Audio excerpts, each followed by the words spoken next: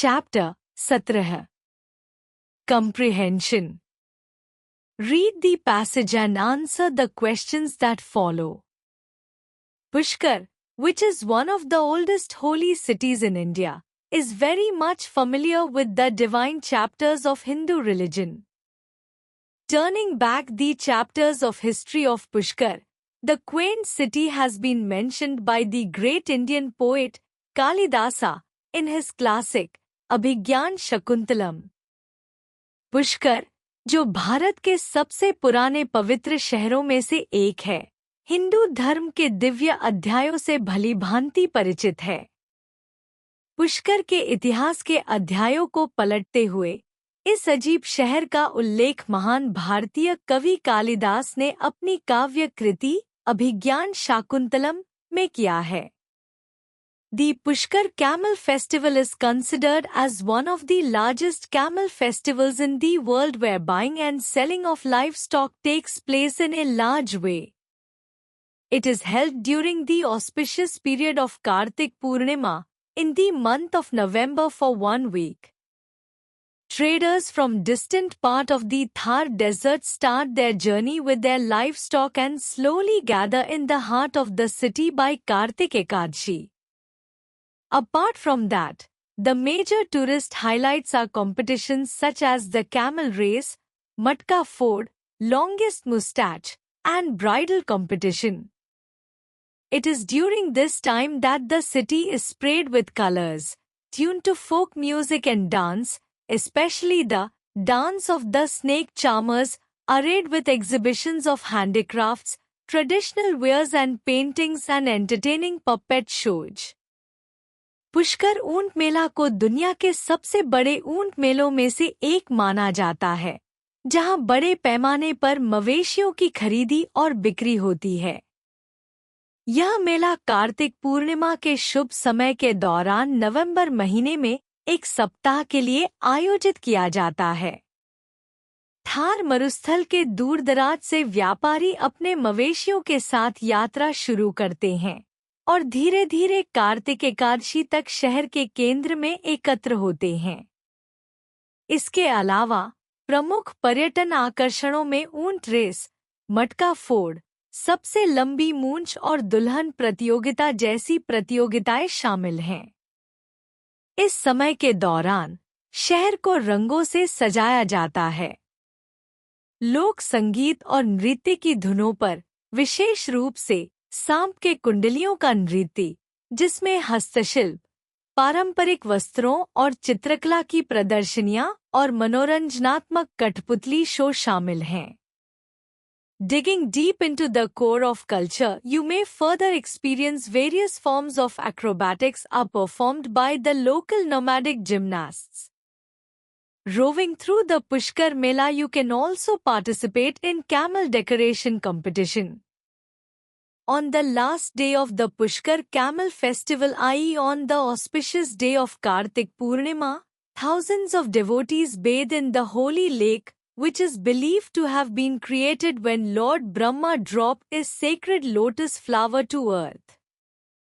संस्कृति की गहराई में जाकर आप स्थानीय घुमंतू जिम्नास्टों द्वारा किए गए विभिन्न प्रकार के एक्रोबेटिक्स का अनुभव कर सकते हैं. पुष्कर मेला में घूमते हुए आप ऊंट सजावट प्रतियोगिता में भी भाग ले सकते हैं.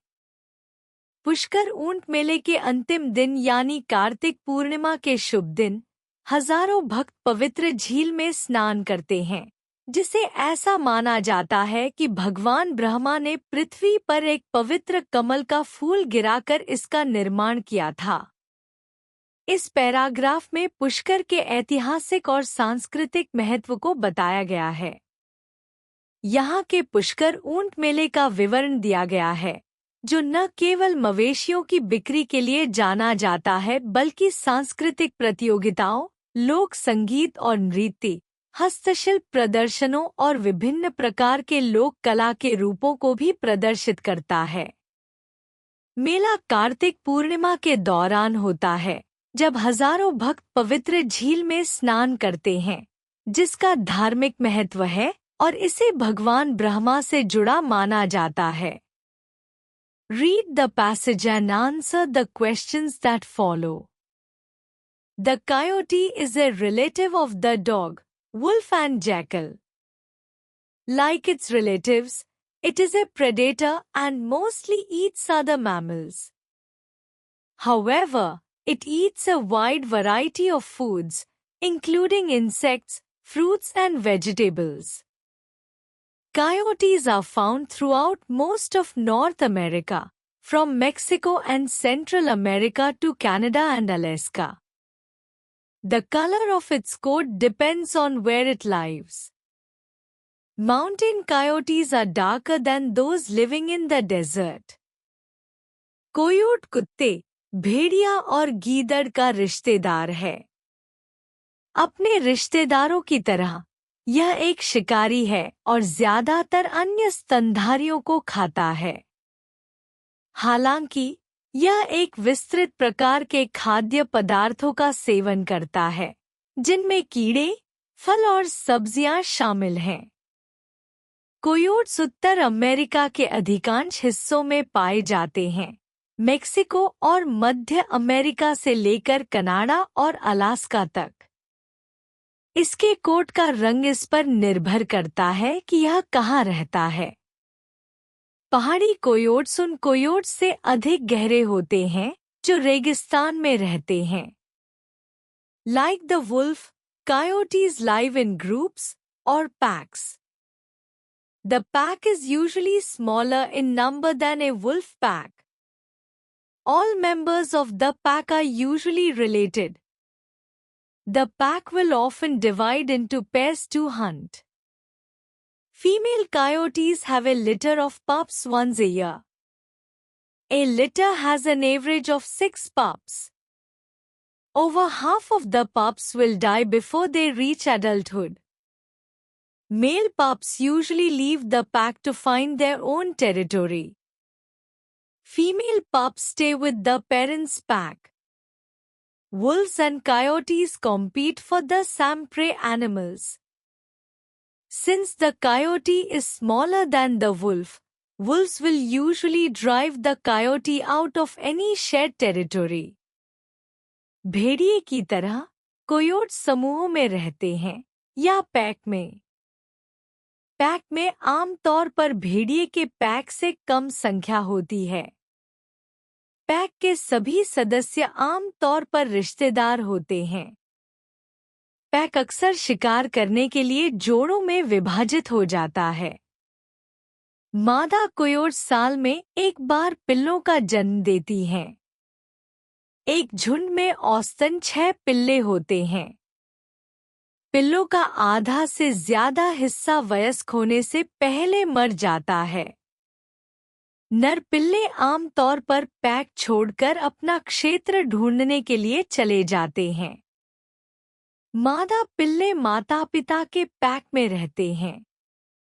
भेड़िए और कोयोट्स एक ही शिकार जानवरों के लिए प्रतिस्पर्धा करते हैं। क्योंकि कोयोट भेड़िए से छोटा होता है, भेड़िए आमतौर पर कोयोट को किसी भी साझा क्षेत्र से बाहर कर देते हैं। The coyote adapts easily to new areas. Unlike the buffalo or wolf, the coyote's range increased after human populations expanded across the continent. For example, the coyote was not native to New England. Once the New England settlers eliminated wolves, however, the coyote moved in. Scientists believe that coyote is better than the wolf at living in human areas. कोयोट आसानी से नए क्षेत्रों में समायोजित हो जाता है। भैंस या भेड़िए के विपरीत, कोयोट का क्षेत्र मानव जनसंख्या के महाद्वीप भर में फैलने के बाद बढ़ा है। उदाहरण के लिए, कोयोट न्यू इंग्लैंड का मूल निवासी नहीं था। हालांकि, जब न्यू इंग्लैंड के बसने वालों ने भेड़ियों को खत्म कर दिया, तो कोयोट वहां आ गया। वैज्ञानिकों का मानना है कि कोयोट भेड़ियों से बेहतर है जब बात मानव क्षेत्रों में रहने की हो। Coyotes are now found in most large urban areas. They find an abundant supply of food in these areas, since coyotes that as many as 2,000 coyotes may be living in the Chicago area. Because of its adaptability, the coyote is not an endangered species or even a threatened species. It has been classified as least concern, which means it has the lowest risk of extinction. Coyotes अब अधिकांश बड़े शहरी क्षेत्रों में पाए जाते हैं। उन्हें इन क्षेत्रों में भोजन की प्रचुर आपूर्ति मिलती है, क्योंकि शिकागो क्षेत्र में 2000 तक कोयोट्स रह सकते हैं। अपनी अनुकूलन क्षमता के कारण कोयोट एक संकटग्रस्त प्रजाति नहीं है या यहाँ तक कि एक खतरे में पड़ी प्रजाति नहीं है। इसे न्यूनतम चिंता के रूप में वर्गीकृत किया गया है, जिसका अर्थ है कि इसका विलुप्त होने का सबसे कम जोखिम है। इस पैराग्राफ में कोयोट के बारे में बताया गया है कि वह एक शिकारी जानवर है और विभिन्न प्रकार के भोजन का सेवन करता है। यह उत्तरी अमेरिका के अधिकांश हिस्सों में पाया जाता है और इसका रंग वातावरण के आधार पर बदलता है। कोयोट्स पैक में रहते हैं, जिसमें सभी सदस्य आम तौर पर रिश्तेदार होते हैं। मादा कोयोट साल में एक बार पिल्लों का जन्म देती हैं और नर पिल्ले अक्सर पैक छोड़ देते हैं। यह शिकार के लिए भेड़ियों के साथ प्रतिस्पर्धा करता है, क्योंकि भेड़िए कोयोट से बड़े होते हैं। कोयोट्स का क्षेत्र बढ़ता गया है, खासकर मानव जनसंख्या के फैलने के साथ, और अब यह अधिकांश शहरी क्षेत्रों में पाया जाता है। Read the passage and answer the questions that follow. The Indian Space Research Organization is undoubtedly one of the world's most technologically advanced space agencies. Even though its budget is just a fraction of what NASA gets, the space agency has proven that innovative technology can help you achieve the same objectives at a much lower cost. ISRO's Chandrayaan mission is one such example. Launched in October of 2008, this is India's first mission to the moon. The launch of Chandrayaan marked the start of India's first-ever lunar program. भारतीय अंतरिक्ष अनुसंधान संगठन (ISRO) निस्संदेह दुनिया के सबसे प्रौद्योगिकीय रूप से उन्नत अंतरिक्ष एजेंसियों में से एक है। हालांकि इसका बजट नासा के बजट का सिर्फ एक हिस्सा है, इस अंतरिक्ष एजेंसी ने यह साबित कर दिया है कि नवोन्मेषी प्रौद्योगिकी से आप वही उद्देश्य बहुत कम लागत पर प्राप्त कर सकते हैं। इसरो का चंद्रयान मिशन इसका एक उदाहरण है। अक्टूबर 2008 में लॉन्च किया गया, यह भारत का चांद पर पहला मिशन था। चंद्रयान का लॉन्च भारत के पहले चांद कार्यक्रम की शुरुआत का प्रतीक था। Chandrayaan 1 was launched on 22 October 2008 from Satish Dhawan Space Center, Sriharikota. It used the indigenously developed Polar Satellite Launch Vehicle (PSLV-XL) rocket. Chandrayaan was based on an Indian meteorological satellite by the name of Kalpansat. The spacecraft successfully entered the lunar orbit on 8 November 2008 and just 6 days later, released its Moon Impact Probe. The Moon Impact Probe crashed near the Shackleton crater on the same day. The impact probe crashed in such a way that the subsurface lunar soil could be analyzed for traces of ice. One of the mission's major achievements was the discovery of a large number of water molecules present in the Moon's solid. The mission cost a mere $56 million and gave us crucial information about the moon's surface. Chandrayaan को 22 अक्टूबर 2008 को सतीश धवन अंतरिक्ष केंद्र, श्रीहरिकोटा से launch किया गया था। इसमें स्वदेशी रूप से विकसित पोलर सैटेलाइट लॉन्च वाहन PSLV-XL रॉकेट का उपयोग किया गया था। चंद्रयान भारतीय मौसम उपग्रह कल्पनासैट पर आधारित था। यह यान 8 नवंबर 2008 को सफलतापूर्वक चंद्र कक्षा में प्रवेश कर गया और केवल 6 दिन बाद इसने अपना मून इम्पैक्ट प्रोब जारी किया। मून इम्पैक्ट प्रोब उसी दिन शैकल्टन क्रेटर के पास क्रैश हो गया। इम्पैक्ट प्रोब इस तरह क्रैश हुआ कि चंद्रमा की सतह के नीचे की मिट्टी का विश्लेषण किया जा सकता था, ताकि बर्फ के अंशों का पता लगाया जा सके। मिशन की एक बड़ी उपलब्धि चंद्रमा के ठोस सतह में पानी के अणुओं की बड़ी संख्या का पता लगाना था। इस मिशन की लागत मात्र $56 मिलियन थी और इसने हमें चंद्रमा की सतह के बारे में महत्वपूर्ण जानकारी दी। यह पैरा भारतीय अंतरिक्ष अनुसंधान संगठन इसरो की तकनीकी प्रगति और उनकी सस्ती लेकिन प्रभावी अंतरिक्ष अभियानों के बारे में बताता है। इसरो के चंद्रयान मिशन का उदाहरण दिया गया है, जिसमें चांद तक जाने का उद्देश्य कम बजट में पूरा किया गया। यह चंद्रयान भारत के पहले चांद कार्यक्रम की शुरुआत का प्रतीक था, जो भारतीय विज्ञान और तकनीक में एक महत्वपूर्ण कदम था। Chandrayaan 2 was launched on July 22, 2019 from the SAM launch pad from which Chandrayaan_I had taken off. Instead of using the outdated PSLV rocket used earlier, the spacecraft made use of the Advanced Geosynchronous Satellite Launch Vehicle Mark III, GSLV Mk3. According to NASA, the Moon's polar craters have the solar system's lowest temperature. It will be the first probe in the world which will land on the lunar south pole. The main mission objective is the exploration of lunar water near the polar region. The entire Chandrayaan-2 mission cost approximately $11.41 million. This is less than every installment in the Marvel Avengers series.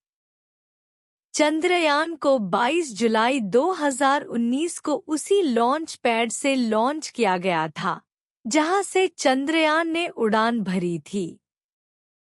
पहले इस्तेमाल किए गए पुराने PSLV rocket की बजाय इस अंतरिक्ष यान ने उन्नत भूसमकालिक उपग्रह प्रक्षेपण वाहन मार्क III GSLV Mk3 का उपयोग किया।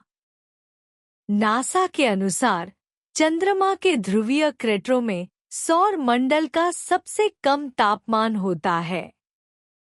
यह दुनिया की पहली जांच होगी जो चंद्रमा के दक्षिणी ध्रुव पर उतरेगी। मिशन का मुख्य उद्देश्य ध्रुवीय क्षेत्र के पास चंद्रमा के पानी की खोज करना है। चंद्रयान मिशन की कुल लागत लगभग $1.41 मिलियन थी।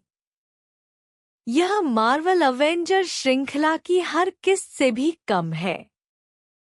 इस पैराग्राफ में चंद्रयान और चंद्रयान मिशन की सफलता और लागत की तुलना की गई है।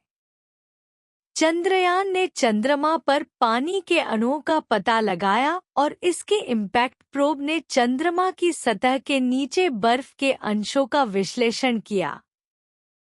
चंद्रयान मिशन ने पहले से बेहतर रॉकेट का उपयोग किया और चंद्रमा के दक्षिणी ध्रुव पर पानी की खोज को प्राथमिक उद्देश्य बनाया।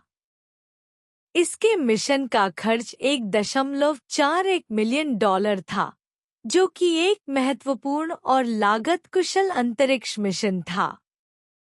Read the poem and answer the questions that follow. Come. Little leaves, said the wind one day. Come over the meadows with me and play. Put on your dresses of red and gold. For summer is gone, and the days grow cold. आओ, छोटे पत्तों, एक दिन हवा ने कहा, आओ, मेरे साथ घास के मैदानों में खेलो। अपने लाल और सुनहरे वस्त्र धारण कर लो, क्योंकि गर्मी जा चुकी है और दिन ठंडे हो रहे हैं। व्याख्या। इस पैराग्राफ में हवा पत्तों को बुला रही है, जैसे कोई दोस्त बुलावा देता है। यह प्रकृति की सुंदरता को दर्शाता है, जहां हवा पत्तों को घास के मैदानों, मेडोज, में आने और खेलने के लिए कह रही है। यह शरद ऋतु, ऑटम, का संकेत देता है, जब पत्ते लाल, रेड और सुनहरे, गोल्ड, रंग के हो जाते हैं। Soon as the leaves heard the wind's lure call, down they came fluttering, one and all. O'er the brown field then they danced and flew, singing the glad little song they knew. जैसे ही पत्तों ने हवा की तेज पुकार सुनी, वे सब फड़फड़ाते हुए नीचे आ गए। फिर वे भूरे मैदानों पर नाचने और उड़ने लगे, खुश होकर अपने परिचित गीत गाने लगे। व्याख्या। इस काव्यांश में पत्तों और हवा के बीच के संबंध को दर्शाया गया है। जब तेज हवा, विंड, पत्तों को बुलाती है, तो वे झड़ने लगते हैं और धीरे धीरे जमीन पर गिरते जाते हैं। Dancing and whirling, the little leaves went. Winter had called them, and they were content. Soon, fast asleep on their earthy beds, the snow laid a coverlet over their heads. नाचते और घूमते हुए छोटे पत्ते चले गए। सर्दी ने उन्हें बुलाया और वे संतुष्ट थे। जल्द ही वे अपनी मिट्टी की शैया पर सो गए। बर्फ ने उनके सिर पर एक चादर बिछा दी। व्याख्या। इस काव्यांश में शरद ऋतु, ऑटम, से सर्दी, विंटर, के बदलाव को दर्शाया गया है। छोटे पत्ते खुशी खुशी हवा के साथ नाचते हुए गिरते हैं और अंत में धरती पर शांति से विश्राम करने लगते हैं। निष्कर्ष। कंप्रिहेंशन, समझ, यह संदर्भित करता है कि पाठ में दिए गए कविता या कहानी को ध्यानपूर्वक पढ़ें और उसमें दिए गए निर्देशानुसार प्रश्नों के उत्तर दें। यह बताता है कि आप अपने स्वयं के कौशल को जागरूक करें और सोचने व समझने की शक्ति को विकसित करें।